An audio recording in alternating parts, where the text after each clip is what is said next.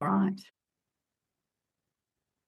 Well, good morning, listeners to the Resilience Movement. Welcome to another episode. And before we get started with my guest and introductions, I just want to make sure listeners understand that today's conversation includes discussions about chronic pain, concussion, recovery, mental health challenges, suicidal thoughts, and life-changing adversity.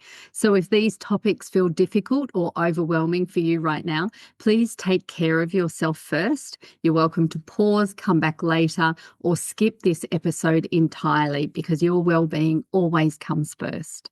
So the information shared in this episode reflects Davis's personal lived experience and should not be considered medical, psychological, or professional advice. Every person's health journey is different. And if you have concerns about your physical, mental health, please seek guidance from appropriate qualified healthcare professionals. So today on the Resilience Movement, I'm joined by Davis Bain, known by many as the Pain Warrior. So several years ago, Davis experienced a concussion while playing sport, and what followed was a journey of chronic pain, uncertainty, mental health challenges, and the difficult reality of rebuilding when things don't go according to plan. And if you've heard another episode here before, you know that this is, a theme with our speakers and our listeners, that life doesn't always go to plan. So like many people facing adversity, Davis found himself navigating not only physical symptoms, but also questioning his identity, his purpose, hope, and what comes next when life changes unexpectedly. So today we'll explore his lived experience, the mindset shifts that helped him move forward, the lessons he learned about resilience, and what it means to create a meaningful life even when circumstances are different from what you could have imagined. So Davis, welcome. Nice to have you here. It is a pleasure to be here. Thank you so much. So I just want to ask you first off the gate, for listeners who have not met you, who don't know much about you, um, meeting you for the first time, tell us a little bit about yourself and what life looked like specifically before your injury. Yeah, so I was injured at the age of 22. I'm 25 now, so it's been 3.5, almost 4 years. But before my injury, I was living a pretty high octane, fast-paced lifestyle. I was a student in mechanical engineering at the University of Minnesota. I was an Air Force ROTC cadet, which just means that I was training to be an officer in the U.S. Air Force. Wow. And in my free time, I was hanging out with friends. A couple of my hobbies that I really loved were anything outside. So mountain biking, hiking, and especially canoe trips. I loved going on these long northern Minnesota, almost at the border of Canada, canoe trips where I'm portaging all my gear and I'm going from lake to lake and sleeping under the stars and seeing all sorts of wildlife and having campfires and just to me, it feels like the most primal and beautiful way to live. And so that's just a little bit about me. I still love anything outdoors, but capacity is a lot less in every area of my life these days. Yeah, and let me ask you, bears? Is there bears where you are? There's some bears. They're black bears, and they're Yeah. pretty small. Oh, So okay. yeah, they're not really a threat. I think in the region I'm talking about, in all of recorded history, there's been two black bear deaths. So Oh, it's okay. very safe. Yes. Yeah, yeah. Oh, fantastic. So nice at a distance, I would think. And Yes. so Davis, take us back to the day where everything changed for you and give our listeners a bit of an overview of, what that was like, an average day of playing sport or and share with listeners that moment that things changed. Yeah, so as a little bit of context, it was my senior year I was in the depths of my kind of senior capstone work as an engineering student. I was reaching the end of my Air Force ROTC training program and getting ready to commission as an officer. I was nearing the end of all of these things that I had been doing for over 3 years up to that point, and the end was in sight, and I was excited. Mm. And so this day was our morning workout time. And this day, because we had done very well in a recent fitness assessment, we were given one kind of reward day. It was called a morale day. And what we did was we played different sports that morning as a kind of way to train, but also have fun while doing it. And so we were playing soccer or football outside of the US. Yeah. And the ball was in the air, and I made a split-second decision to head the soccer ball instead of field it with my chest or let it just hit the ground. And it's a decision that I don't really regret, in the sense that I had done thousands of headers growing up. I was a soccer player my whole life. 11 years I played. I loved the sport and had done thousands of headers. But obviously, considering the consequences of that decision, very much regret it. And so Mm. initially, after the injury, I kept playing. I really didn't feel any symptoms for the first half hour.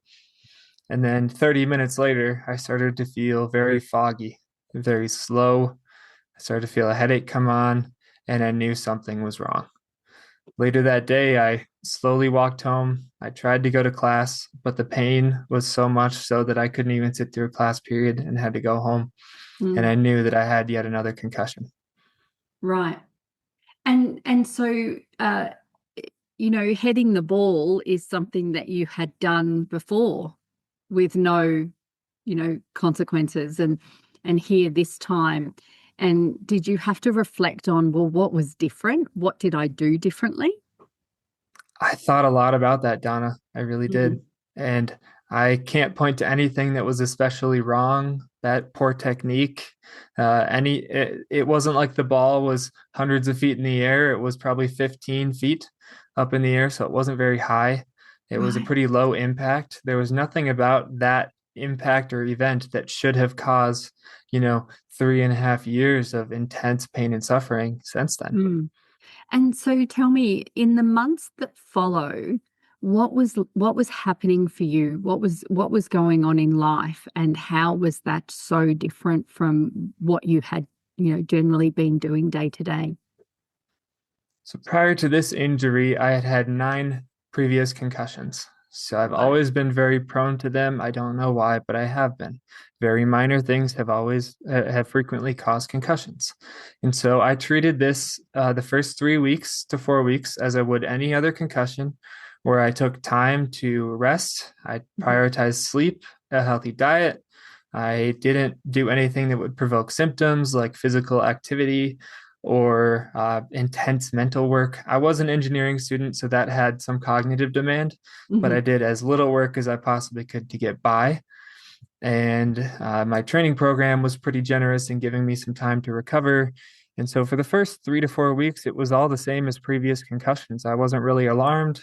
I did feel different, and I can't really explain it. It just felt like the symptoms were different than previous concussions. Mhm. It wasn't just the headaches, it was this kind of intense brain fog that was there all the time. But I Right. just dismissed it as normal concussion recovery. And Mm. then once I hit about week 4, I plateaued completely. I totally stopped getting any bit better every day and felt like I was completely stagnant. Like whatever I had was going to stick around for a long time. And as I came to that realization, weeks 4, 5, 6, 7, 8, it scared me. It really did, because 4 years prior to this injury for myself, my aunt, who I'm very close to, sustained a concussion and developed post-concussion syndrome, and she suffered immensely. Every day for her was extremely hard, and I watched her through that and did my best to support her, but felt so helpless. Mm. So post-concussion syndrome for me was like the one thing I really wanted to avoid. Because And you then already all of had a that sudden, fear and that experience of watching someone else go through it. So that was real for you. exactly. Mm. And then so weeks 4 to 8 to 12 to 16, I slowly had to come to the realization that this was going to stick around and that I had the same condition that I had dreaded for so long. Wow.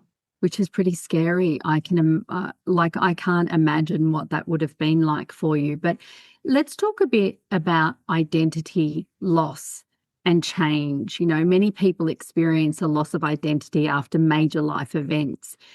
Tell me a bit about that for yourself. Did you experience that? Absolutely. I think as much as I didn't want my identity to be in what I was doing and how productive I was being, it was. I was a young college student. I was eager to work hard at every single thing that I did and utilize my potential to the maximum possible. I wanted to help other people in a fierce way where I was working hard to support and help other people. All of my career goals were centered around being there and being a supporter of other people.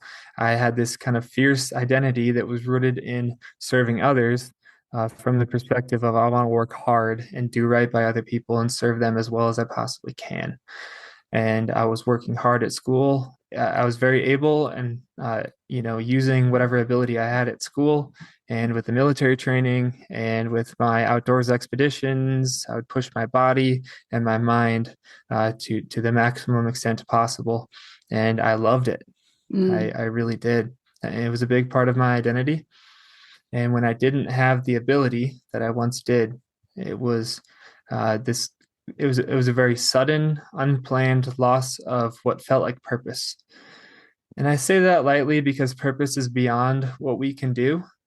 But if you go from being able to do a lot to all of a sudden being able to do very little and just get by, and everything's so much harder, and you don't recognize yourself anymore, and you feel like a prisoner in your own body, it feels like there's just like what am I to do in that situation? I felt helpless. I felt like I had no real quantifiable purpose Yeah. to my life. I was kind of just getting by.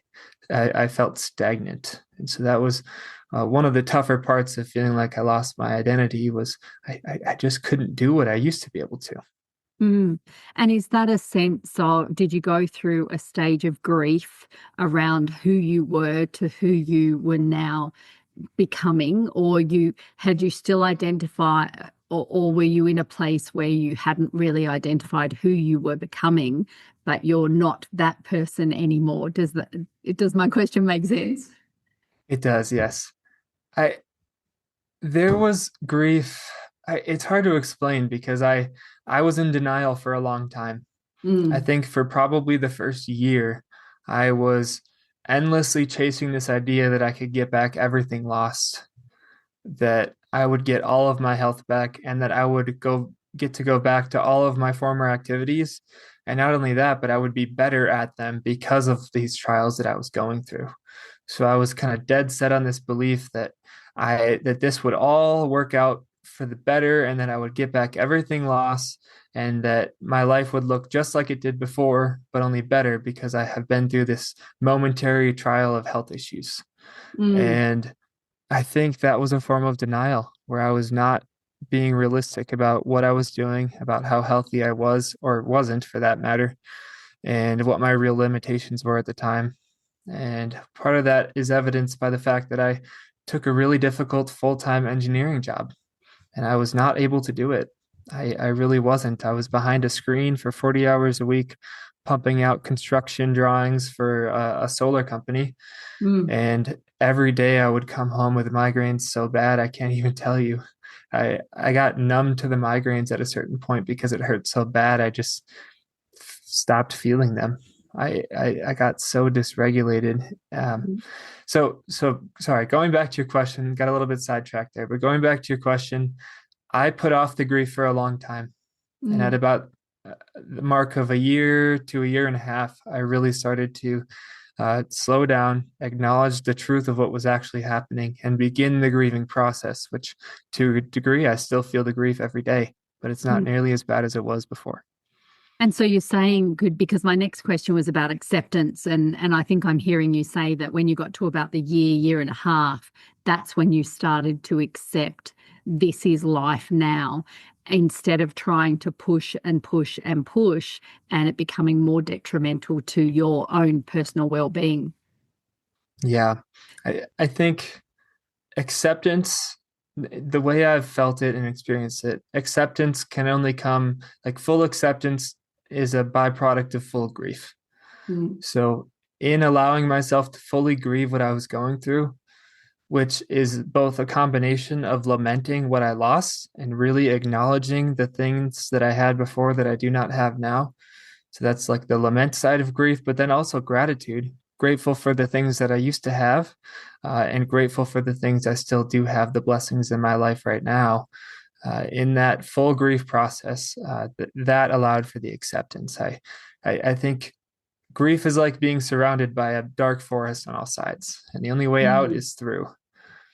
And so I, for the longest time, just kind of hid under a rock in the forest and pretended it wasn't there. Yeah. And in due time, and in a lot of experiencing the negative fruits of making that decision to hide and run and flee from the grief, I realized that I couldn't do that anymore. I faced it. I faced both the gratitude and the lament and hardship and real grieving of what I had lost. And that began the process of acceptance because I felt I could actually move on because I felt I had fully acknowledged and accepted what was going on in the past and what the future opportunities presented. Isn't that an interesting place to get to when you have that moment or moments of gratitude, um, that has such a shift? And I mean, I've experienced that myself with at different times where when you can be grateful. And I think early on, I remember realizing that, uh, I thought I would never be grateful for something that I then became grateful for. And then that was the shift. Was that similar for you? Absolutely. I Yeah. I today am grateful for everything I've been through, and I Yeah. never thought I would be. I was trying to run away from it. Yeah. Um, let's move into mental health and hope. You've spoken openly about struggling with your mental health, feeling suicidal. Looking back now, what do you wish people could understand about that period of your life where you're struggling so much? Yeah, it's a great question. I I suppose I'll start with what I wish I did, how I wish I responded to it. Hmm. Um, I wish people knew anything about what I was going through because I hid it because I was ashamed. Mm. And so what I wish that I just wish people knew how I was doing. But I was hiding it. I was ashamed of where I was. I was ashamed of how much I was struggling. I felt I shouldn't be suffering or struggling with mental health as much as I am. And I felt it was this like internal battle that I had to fix myself and I had to come up with all these solutions and get out of. It was like a pit that I was stuck in that I felt a lot of shame about, like as if somehow I had dug it for myself when that's not how it works. And that I had to get myself out of it, when in reality that was impossible. And Mm. so I wish I would have been open with my friends and family about where I was at. And you can't tell everyone. Like I'm not going to go up to some friend that I haven't seen in 3 years and be like, "Hey, I'm miserable and really want to, I don't want to be alive. I am tempted towards suicide right now, and I'm having ideations."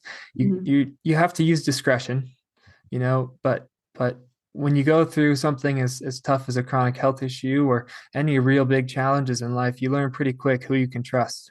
Mm. And I wish I would have let those people in so that when they asked, "How are you doing?"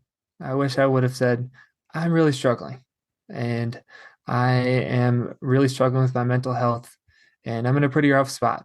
And I wish I would have just been honest because then it allows that friend to be a supportive presence. It allows that friend to help in a way that they uh, can see the clear issue now. And it allows me to not go through it alone, which isolation and shame are just echo chambers for mental health issues. And so And that's, I think, the biggest thing. yeah, and I hear you say, you've mentioned shame and guilt, and now you've mentioned isolation. and which is part of the shame and guilt. And I learnt a long time ago through Brene Brown's work about shame and guilt being, two very powerful, and anger being powerful emotions that are so negative, that have such an impact. And can I ask you this question? If you think back to when you weren't sharing how you were really doing, first let me say that when people say, "How are you doing?" you know who those people are who are genuinely asking, and those people who are saying it because that's what we say a lot, how are you doing? But we really don't want to know the answer. So I think, I'm not sure if you feel the same, but you kind of know who they are. But then comes to, what was the story before you then did tell people how you were feeling? What was the story you were telling yourself that didn't allow you to share? That's a great question. The kind of lie or story that I was believing was that this is just a little small momentary struggle and I'll get out of it. I'll Mm, figure it out. This is on me. mm, I caused this. I have to get out of it. And to a degree, there's a lot of self-denial. I wasn't thinking that I was as bad as I was until I got to a few points that really scared me. And so I was in denial. I was hiding how I was feeling. I was not allowing the feelings of depression. I was not allowing the feelings of anxiety. I was running away from them as far and as fast as I could with whatever I could find. I mm. was impulsively chasing the next exciting thing, even though I couldn't handle it, like my health. Just what I needed was rest, and I was chasing nonstop to get my mind off of how I was doing. And just And so pushing and pushing and pushing yourself. Yeah. So absolutely. when things were at their darkest, what helped you come back to yourself, instead of going to worst case scenario? What helped you stay? Yeah, so it was this strange paradox where I absolutely did not want suicide. Like I did not want it. What I wanted most of all was to get was to find a path through the suffering I was facing. And I've heard that from a lot of my friends who have also experienced suicidal thoughts and ideations, is that they don't want that. That's not like their heart's desire. They want to find a way through it. It just feels impossible. Mm, And so, given that it felt impossible and I felt like I tried everything and I was in such a rough spot, I, I, I, I couldn't help but be tempted towards that. It wasn't like I was taking active steps towards suicide, but it was the greatest temptation in my life, greater than even like cravings for food. mm, It felt like the greatest temptation in my life, and uh, what really helped me realize that I had a genuine problem was a couple moments that scared me. There were just a couple nights where I won't go into details, but I felt I couldn't trust myself. I knew that the later I stayed up, the more likely I was to make an impulsive decision, and that would have some drastic consequences. yeah, And that sleep that deprivation and the constant thinking and ruminating on those feelings. And yeah, that's a very difficult place to be in. So, and tell me, what role did family support play out for you during that time? So my darkest night, I was scared of myself, and I thank God that I had this realization uh, to reach out for help, because I knew that it was kind of one of those brutal realizations where I knew I couldn't do it on my own. Mm, All of the denial that I was going through and pretending that I was fine, all of that was wiped, was wiped clean, and I was like, I need help, and I need help quickly. So at like 11:30 p.m. I texted like 20 people, close friends, close family, trusted people. mhm. And probably 10 of them either didn't reply or replied a few days later and missed it. But 10 out of the 20 people that I texted either responded urgently that night. And one of them was my roommate, who immediately came downstairs and just sat with me. Yeah. And he prayed for me. And I can't even tell you that it could have been that moment of breaking, where I just realized that I needed help. or it could have been something supernatural from God where that desire was just taken from me. But that was truly the beginning of healing, where I reached out to friends and family. As much as it hurt my parents and my brothers and my closest friends to hear how rough of a place I was in, Mm, it was the beginning of healing. And that temporary pain that I caused them in their worry for me was necessary for helping me to get out of that pit and to start taking steps towards healing in community, because I did not have the strength or ability or knowledge, or what I was doing on my own wasn't working, so I needed help. And mm. that was the beginning. And did anyone get mad at you for not telling them? Hmm. A lot of people were very sad that they didn't know. Yeah, I wouldn't say anger, but a yeah. lot of people They were did just feel sad. hurt. Yeah, they felt hurt. Mm, And that was hard too, because I felt like I was going through such a tremendous battle. And then all of a sudden, trying to fight it and trying to take care of it myself and trying to protect my loved ones from the burden of mm. how bad my health was and where I was mentally. I'm sorry, excuse me. You're good. Um, And I felt like then I hurt them. mm. But in hindsight, that hurt is 100% worth it, because it meant me getting help and support. So, for listeners who may be supporting someone with chronic pain or mental health challenges, what helped most and what wasn't helpful? As far as supporting, for listeners who are trying to support someone else, Mm, I think the most helpful thing was is in short, listening, but in long, a few practical ways to help with that are uh, just sitting there and not having to force conversation when conversation isn't needed. Just sit there. being They'll talk if comfortable they want. sitting in the silence. Yeah, just sit there in the silence and be patient. If they don't want to talk, they won't talk. And they might just need someone to sit there and without words say, I love you, I'm here for you, and Mm, I am going to be there for you no matter what. Um, and if they do want to talk, ask open-ended questions. Don't ask questions like, I heard that treatment was going well. Is that still going great? mm, Like that forces an answer almost. You want to ask questions like, can you tell me about what it's like on a good day? Can you tell me about what it's like on a bad day? How does it feel to go to work with your condition? mm, What is it like to, wake up every morning with this condition? What does it feel like when you're having like when you're having a really bad day? How was that event that we went to last week? How did that affect your health?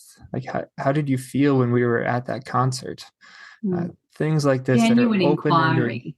Yeah. Yeah, because it gives them the gift of the dignity of an answer. Mm, You don't want to ask any question that forces or suggests an answer.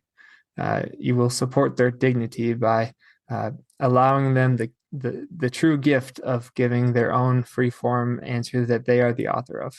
mm. Yeah, I mean, having people genuinely wanting to hear and wanting to just sit with you. I think sitting in the silence is something that um, people don't always know how to do. And also, people don't know what to say, right? Or they think they have to say something, whereas that's not what you're often asking for, is it? No, and I think people have this problem-solving mindset where they, in love for this person, want to solve problems. And Mm, some problems, like health issues, are beyond, uh, like say, Donna, I was sitting with you and trying to help you through a tough time that you were having. A lot of the times, health issues are not something that I, as a supporter, can solve, fix, mm, and even if I do have things to share, like potential therapies or whatever, I am going to be very careful and hesitant to share.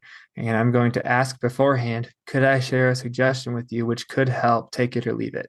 yeah. Like I'm going to be very humble about suggesting fixes, because uh, the best thing a supporter can do is be there amidst the pain and the struggle and the difficulty and all of the chaos and the unknown and the uh, just the endless grief. Mm. Be there for that. Don't try and end that on behalf of someone else because you probably can't, considering how complicated the human body and mind are. Yeah, and not one person is the same. Everybody's experience is so different, and that's something you touched on something which is asking someone permission-based communication. I call that. I've used that for a very, very long time. I can still fall into the trap of suggesting things, thinking I'm doing the right thing, but a lot of the time, even with my adult children, I might say, well, can I make a suggestion? Or my daughter might ring me up and say, Mum, I need your advice. And I'm like, do you really want my advice? Or would you like me to just listen? And they go, no, no, no, I want your advice. So to be able to communicate in a way that is appropriate for the person who is talking and needing that support is not always an easy thing, is it, Davis?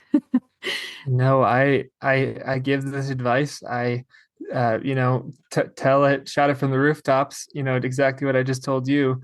And then Mm. I find myself just throwing out a suggestion for someone. And Yeah. I'm like, oh my goodness, I'm such a hypocrite. It's just really hard because you have so You're much love for human. someone else. I think a better thing to say is you're human. And as Yes, I'm humans, that's what human. we do. Um, Yes. so can I ask you about your turning point? Can you identify that moment where your mindset really started to shift? Yeah. I I think it was a slow process of gradual steps. Mhm. I can't identify one single moment because a lot of the times I felt like I was taking a step in the right direction and on the upward trajectory. And then something would happen, like with a work attempt or a treatment that I tried, where it's all of a sudden going really bad. And then Yeah, I have to kind of reorient. And it's felt like this, where it's up and down and up and down and left and right. And so I right. think the overall, progression has been like this, up and down, but slowly just a little bit more up and even sometimes way back down, but then back up again. Yeah. Um, and so like trying to think as far as mindset shifts go. One of the biggest things was trying to build small habits and thinking with a short-term mentality. So instead of obsessing over the idea of having perfect health again, Hmm. thinking, what is one thing I can do today to make my health just a little bit better? And Yeah. that's been a immensely helpful resource, both physical health and mental health for me. And there's a few tips I can share on both of those if you'd like. Yeah, for sure. Because that was actually my next question, which is about beliefs and habits and what needs to change. And I know, one of them for me when I was, going through something was I just want to sleep better. If I could just sleep better, that would be a good next step. So I hear what you're saying. So share with the listeners, beliefs or habits that you needed to change. Yeah. So it went from if I could just work full time and enjoy a social life, like that's quite the big jump. Yeah. So it went from that to if I could just if I could just, eat as healthy as I can today. With the knowledge I have, with the access to food that I have, if I could just eat healthier today than I did yesterday and take some Mhm. meaningful steps towards reducing systemic inflammation in my body, that will help me just feel a little bit better. It's not going to take anything away, but it will just help to make things a little bit better. So for me, it was a few things. Again, take this with a grain of salt. I can't ask listeners permission to share this, but take this with a grain of salt. Everyone's different. But for Yeah. me, it started, one of the things was sleep consistency. So I realized that it's in my control to go to bed at the same time and wake up at the same time every night and every morning. Mm. And I realized that that can have tremendous effects for regulating the nervous system and the entire body's healing process. I realized that I could eat a salad before my lunch and my dinner. which helps regulate glucose because you're getting fiber into your stomach. And that fiber slows digestion and regulates blood glucose levels. So I was Mm, like, I can do that. I can eat a little salad before my lunch and my dinner. That's something small. I can um, I can do a little bit of exercise every day. I mm, can just go for a 10-minute walk. For the longest time, I've had exercise intolerance where I get really bad symptoms when I exercise, which is such a paradox because I know how good exercise is both for the brain, which mm. is the biggest issue for me, and the body. Yeah. And it's felt so helpless. But I can go for a 10-minute walk. I don't have to go for a 20-minute. I can go for a 10-minute walk. In the mornings when it's cool, I can do Mm, that. And mental health wise, I cannot isolate myself. I can share with one person today how bad my symptoms are and ways that I practically need help. I can ask for help from people that I know love me and want to help but don't know how. I'm mm, solving that problem by asking for help because then they know how to help me. They can go get groceries for me. They can provide a little bit of financial assistance. They can, I had friends house me for a few months. Like whatever help I need, I don't think there should be any shame in asking for it because we're simply presenting others with an opportunity to help who probably do want to help already, but don't know how. mm. I Yeah. can, yeah, I can journal for 2 minutes today. I can write down a couple sentences which sum up how I'm feeling and the questions and issues I'm facing. I'm a I huge can, advocate for journaling. I yeah, think it's that great. that plays a significant part in getting stuff out of your head. Yeah. Absolutely. Because getting it on paper takes it from these jumbled thoughts, which feel like they're bouncing around like a pinball machine, Yeah. to, oh, it's just right there. And it becomes a lot less scary and a lot more manageable. So I love journaling. I will forever advocate for writing and journaling. It's a beautiful way to process things. So Yeah. that, I mean, those are just a few examples of specific tips, both physical health and mental health, but small things that I did that ended up really adding up over time as they formed into habits. And it was very easy to continue them because I was used to it. Mm, I would get up, I would go outside for a little walk, I would eat a salad before lunch, before dinner. It's just easy once you build a habit. But especially for people that are in the midst of a chronic health condition recovery or just getting by. Sometimes we're not recovering, we're just kind of making it by, just trying to mm. get through. I Yeah. think there ought to be a high sense of responsibility over forming little habits to help. Yeah, I think, when we can find those little things that make us as an individual feel better. So, like you were saying, what works for you may not work for someone else. I know for me, even yesterday, it's quite cold here in Canberra, and I just did not feel like going for a walk. But my dog pestered me until I did. And then I felt better afterwards. I did that walk and I did the full walk that I normally do because I said, oh, I'm only going to go for a few minutes. And yeah, it changes your mindset. So everybody it really needs to find what works for them. But you have to, I guess, give a lot of things a go before you find what really works for you. So, and can I ask you, when you spoke a little bit about nutrition, exercise, mindset to ensure your well-being, but when symptoms flare up and you have really difficult days, what helps you stay grounded? Hmm. On really bad days, I reach out for help. Even to this day, my symptoms have gotten better, but I still have really bad days. Hmm. And so I will reach out to a trusted mentor or a friend and just shoot them a text, say, hey, can I give you a call? It's a rough day. Yeah. And it really helps me to have someone else who knows me well and I trust, not just someone, but someone that I trust that knows my symptoms and knows my struggles, Mm. that can encourage me, remind me of true things that I need to hear, uh, help me to realize that it's okay if today isn't productive, help me to realize that, you know, I don't have to be as capable as I was yesterday. And I can take care of my basic needs and slow down my day and Yeah. uh, miss certain tasks that I was hoping to get done. Mm, And so reaching out for help from someone else, I think is the biggest thing. Journaling, like you said, can be so very therapeutic and so helpful. And sometimes, at least with post-concussion syndrome, mental health issues are very common because it's damage and dysregulation of the central nervous system. mhm, And so it just dysregulates everything, to include hormonal regulation, emotions, etc. mm, And so I another thing that helps me be grounded is to just go for a little walk. It really helps with anxiety.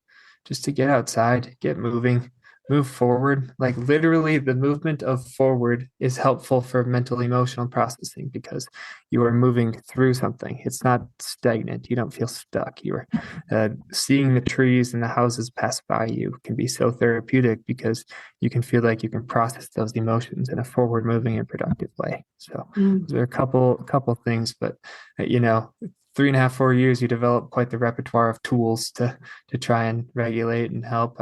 There's a variety of supplements that I'll take on bad days. There's a variety of just things that I try and do. Sometimes I'll drink a cup of coffee in the afternoon, and it really helps to reduce my inflammation in my brain. Mhm. So condition specific things to me, but on the overall, uh, centering myself on with other people, going for a walk, asking for help where I need it. And then for me, I really appreciate reading the Bible. That's something that really helps me stay grounded as well. Yeah. So everyone's just really got to find their own. And I like that you mentioned tool bag because I've often talked about creating your own tool bag for your own well-being. And sometimes it takes a little while to figure out what those tools are for you, but it's important to have them that you can tap into anytime you need to. So what have you learned about resilience that you feel most people might misunderstand?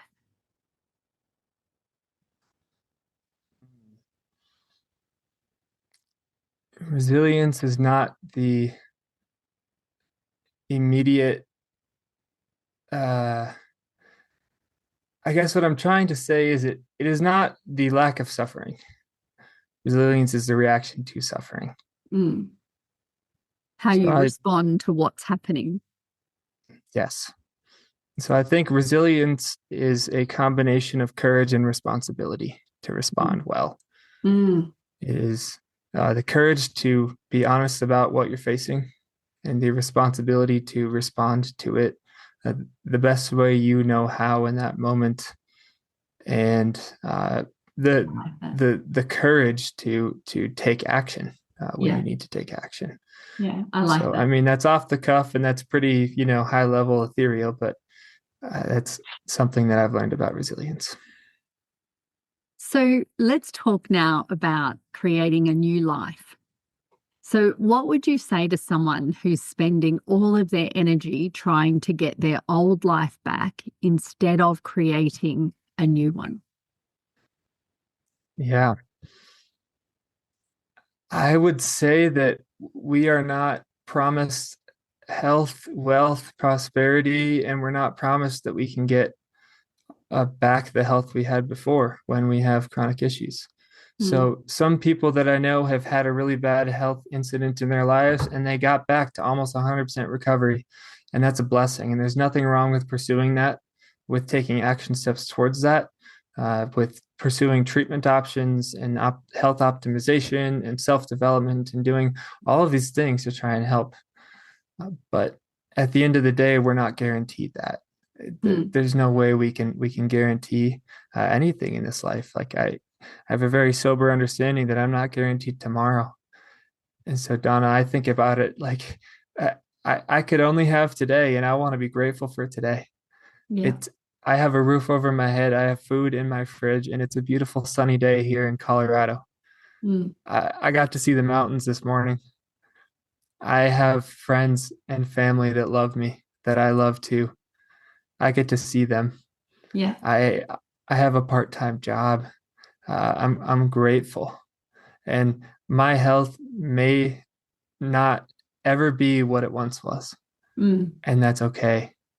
I I I I don't know how to say it without sounding condescending. I don't want to be condescending at all, but I had this attitude for a long time that I deserve or I have earned or in some way, shape, or form am owed, the health that I had lost once. Mm, That I suppose the truth is that I was never guaranteed that. I was never there's nothing about life that guarantees the absence of pain and suffering. yeah. And it's a core facet of human life. It's the only universal for every person is suffering. Mm. Aside from the basics. But I think I you've just I answered a question for me, which was, what does a meaningful life look like today? And I think you just beautifully answered that. Um, yeah, I think I don't think there's any more I can say on that. That is, understanding that we are not promised tomorrow. So, um, if someone listening feels trapped in pain, loss, uncertainty, or circumstances they didn't choose, what is there one thing that you would want them to know other than we're not promised tomorrow? um you need other people. You need support. You need help. I have had a lot of friends that I've reached out to help for earnestly and honestly in a rough spot that haven't responded well. And that was really hard because I felt like I was bearing my soul to this person. Yeah. And I felt like they took my soul and stomped on it. Not intentionally, but they just didn't know how to respond. Mm, And then other people have responded with tremendous love, empathy, encouragement, and practical support. mm, So if someone truly feels trapped, the way out of it is typically not, I need to do it myself. It's typically, I and my support team need to have a sober understanding of where I'm at now and take action steps towards where I need to be. And so mm. I've felt trapped at times before, and at a lot of the times with counsel from others and just trusting my gut. Another thing is trust your gut. I was working a job as that engineer, like I was talking about. My identity was so wrapped up in being an engineer and earning and trying to fight for this lost potential that I was Mm, blind to how devastating the job was on my health and my mental health and just overall well-being. yeah. I think in that job I gained 50 pounds in 6 months. And by the end of it, I went from never having ever considered suicide to uh, being actively like struggling daily with multiple instances of suicidal ideations and being scared of myself. Mm, So I had to trust my gut and quit that job, even though I didn't want to, even though it was so hard and I felt like my eyes were cloudy with like I couldn't see how harmful it was yeah. until I did, until I trusted my gut and stepped out of it. But trust your gut. If you have to take an action that is potentially crazy to other people, that isn't responsible, that doesn't look right, that is against the advice you've been given, like I was told, don't quit this job without another one lined up.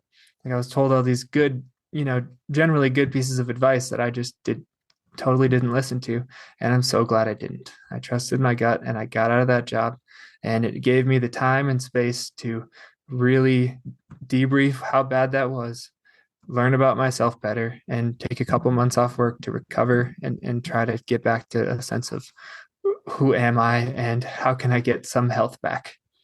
Mm.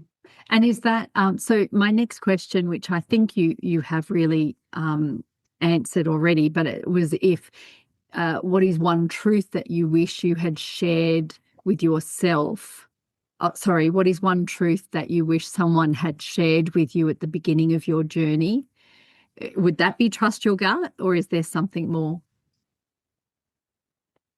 I think yes, and everything I've shared up to this point would have been nice to know. Yeah. um, but another thing is that failure is part of the process. Yeah. So I worked, I think I've tried 8 different jobs since I got this injury, and 7 of them have had really drastically bad consequences on my health. Right. They looked like they were going to be good. I talked to friends and family. I did my diligence. I thought about ways to make it work. I thought about how I was going to manage my health. was getting treatment. I was doing supplement regimes. I was doing everything I possibly could to make that job work. And Mm, 7 out of 8 of them have had drastic consequences. mm, And I felt so much shame and like a complete failure for even trying, but also not figuring out how to make my health better up to that point. I don't know. And so I think in an effort to reduce that shame, I would say that failure is inevitable. mm. And to me, I think of living with a chronic condition as riding a bike blindfolded. Initially, it's hard. You don't know where you're going, but then you start to get the hang of it. You start to pick up speed. You might hit a curb here and there. It's Yeah. hard, but you get through it. And then all of a sudden, you hit a brick wall, and there's nothing that you did to cause that. It's the fact that you're riding a bike with a blindfold on. Mm, It's living with a chronic health condition has aspects of it that are just impossible. And you can't control every factor. The human body is beyond the full comprehension of modern medicine. It is so beautifully complex, but also so mysteriously complex, in that we can't fully understand what causes this unique set of symptoms. Every body, every person is one of one, like you were saying earlier. And I think that the way out, not out, but the way through that I've found is with creativity, courage, time, effort, and a lot of failure, which I call learning. So, yeah, uh, I think failure is feedback, but I do yes. like one adjustment you made where you said you are moving through, which I think is quite beautiful. And um, so this is a signature question that I ask, Davis. It's, if resilience is a muscle, what are the daily practices that help keep your resilience strong? So I need to be better at it, but the little things like making my bed, Yeah. the discipline of because resilience is a combination of things. Mm. But if I discipline myself enough to make my bed every day, then I will be better set up to handle tremendous challenges later in the day or next week. Yeah. The slow habit building gives feedback from my mind and body, which are extremely healthy, in that I can take action to uh, achieve some results. So even maintaining the habits that I have built, which is hard work, it's not easy. There's a lot of responsibility and ownership that goes into it, but Mm. uh, those are some daily practices that for me just generally support resilience. I don't know if it necessarily builds it, but it supports my ability to be resilient. Yeah. Um, Trying to think of one more thing. I like to find challenges for myself, not challenges that are going to hurt me, but challenges that are going to push me to a healthy degree. It's Yeah. easy to want to cocoon myself in a bubble of comfort, wrap myself in bubble wrap, and not go try anything risky. Mm. It's hard for me to take risks, and it's easy for me to use my bad health as an excuse to not try something hard. Yeah. But difficulty and adversity in short, healthy amounts are key for growth, and growth is so beneficial in all facets of life. Yeah, look, we're all growing all the time, aren't we?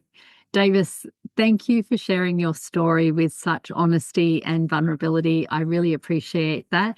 Your journey is a powerful reminder of why adversity may change our lives, but it doesn't have to define our future. So sometimes resilience isn't about getting back to who we were. It's about discovering who we're capable of becoming. So I want to thank you and thank the listeners for again joining us today. And I will also put the link to your book in the bottom of the podcast notes for those who would like to grab a copy of that. So again, thank you very much, Davis. I really appreciate your time. Thank you so much for having me, Donna. It's been a pleasure.